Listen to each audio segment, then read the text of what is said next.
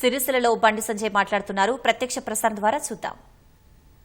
ఇష్టానుసారంగా వ్యాఖ్యలు చేస్తూ లేనిపోని విమర్శలు చేస్తూ రాజకీయ వైషమ్యాలు సృష్టించి అభివృద్ధిని జరగకుండా చూసే ప్రయత్నం సాక్షాత్తు రాష్ట్రంలోని తెలంగాణ రాష్ట్ర ప్రభుత్వమే చేస్తూ ఉన్నది. ప్రభుత్వం ఏర్పడిన తర్వాత రాజకీయాలు పక్కబెట్టి వాళ్ళని నమ్మి గెలిపించిన ప్రజలకు నమ్మి ఓట్లేసిన తెలంగాణ రాష్ట్రాన్ని అభివృద్ధి చేయడమే లక్ష్యంగా పనిచేయాలి ఏ ప్రభుత్వమైనా కూడా. కానీ పేరు ప్రఖ్యాతుల కోసము రాజకీయాల కోసం తెలంగాణ ప్రజలకు అన్యాయం చేసే విధంగా తెలంగాణలో అభివృద్ధి జరగకుండా మొండి పట్టుకుపోయి షో పాలిటిక్స్ చేస్తుంది తెలంగాణ రాష్ట్ర ప్రభుత్వం. నేను మొట్టమొదటి తెలంగాణ రాష్ట్రంలో కాంగ్రెస్ పార్టీ ప్రభుత్వం ఏర్పడిన తర్వాత విజ్ఞప్తి చేసినాను, దయచేసి విమర్శలకు పోకండి, పగలు పట్టింపులకు అవకాశం ఇవ్వకండి, మంచి ఆలోచనతో కేంద్ర ప్రభుత్వంతో ఒక సానుకూల వాతావరణాన్ని ఏర్పరచుకునే ప్రయత్నం చేయండి. కేంద్రం సహకరించడానికి సిద్ధంగా ఉంది. గతంలో బీఆర్ఎస్ పార్టీ ప్రభుత్వం ఏ విధంగా తెలంగాణ రాష్ట్రంలో అభివృద్ధి జరగకుండా ఏ విధంగా అడ్డుకున్నదో మీరు ఆ పందాన్ని కొనసాగించకండి. ఇట్లా విజ్ఞప్తి చేస్తే ఫస్ట్ స్టార్టింగ్లో నెల 2 నెలలు మంచిగా ఉన్నారు, బుద్ధిమంతులకు ఉన్నారు. ఈ నెల 2 నెలల తర్వాత స్టార్ట్ చేసిన ఎల్లుల్లి ప్రధానమంత్రి స్థాయిని చూడకుండా కూడా ఇష్టానుసారంగా వ్యాఖ్యలు చేస్తారు మంత్రులు, ఎమ్మెల్యేలు, కాంగ్రెస్ పార్టీ నాయకులు. ఇది మంచి పద్ధతి కాదు. కేంద్రం సహకరించడానికి సిద్ధంగా ఉన్నప్పుడు మీరు కూడా దానికి సిద్ధమే రావాలి. గతంలో జరిగిన పొరపాట్లను, గతంలో జరిగిన ఇబ్బందులను ఒక్కసారి మీరు దాని మీద పరిశీలించుకొని ఒక సమీక్ష నిర్వహించుకొని కేంద్ర ప్రభుత్వంతో మొండి పట్టుకుపోయి గొడవలకు పోయేటువంటి విమర్శలకు అతి విమర్శలు చేసే ప్రయత్నం చేయకుండా, విమర్శలు చేయాల్సిందే, రాజకీయ విమర్శలు ఏ పార్టీ అయినా ఏ ప్రభుత్వం అప్పుడు విమర్శలు చేయాల్సిందే. కానీ మితిమీరి విమర్శలు చేసి పార్టీల మధ్య తీసుకొస్తే ఇది తెలంగాణ రాష్ట్ర ప్రజలకు అన్యాయం జరిగేటువంటి ప్రమాదం ఉంది. మాకు రాజకీయాలు ముఖ్యం కాదు, మాకు తెలంగాణ రాష్ట్ర అభివృద్ధి ముఖ్యం. మళ్ళీ చెప్తున్నాను.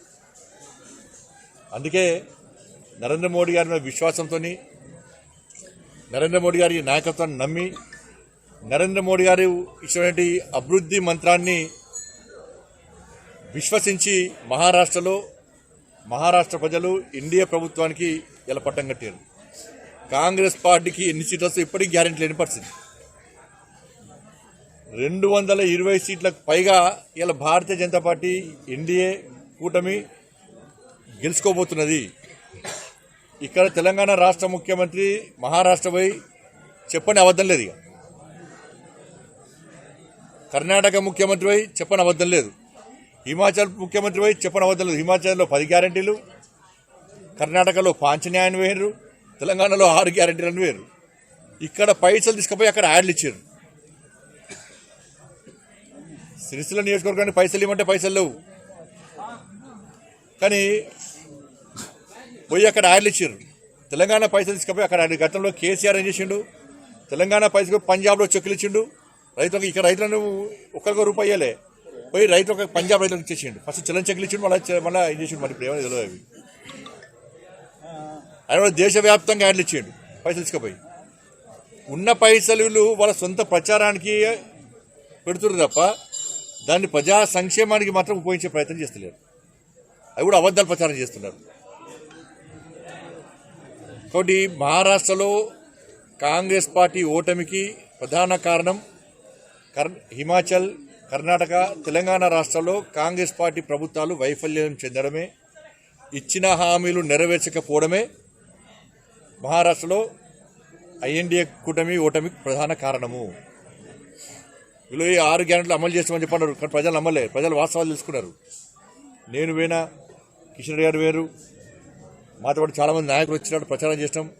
ఆ రోజు చెప్పినా మేము ఎట్టి బస్లో ఇక్కడ ప్రజలు చాలా సీరియస్గా ఉన్నారు, నరేంద్ర మోడీ గారి మీద విశ్వాసంతో ఉన్నారు, కాంగ్రెస్ పార్టీ పేరు చెప్తున్న చేసుకునే ప్రయత్నం చేస్తున్నారు.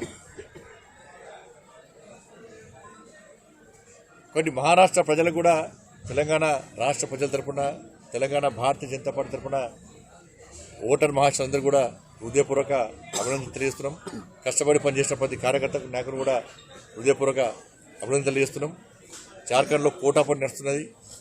మహారాష్ట్ర మాత్రం వారు వన్ సైడ్ లెక్కనే ఇలా భారతీయ జనతా పార్టీ కూటమి, ఎన్డీఏ కూటమి మొత్తం దూసుకుపోతున్నది.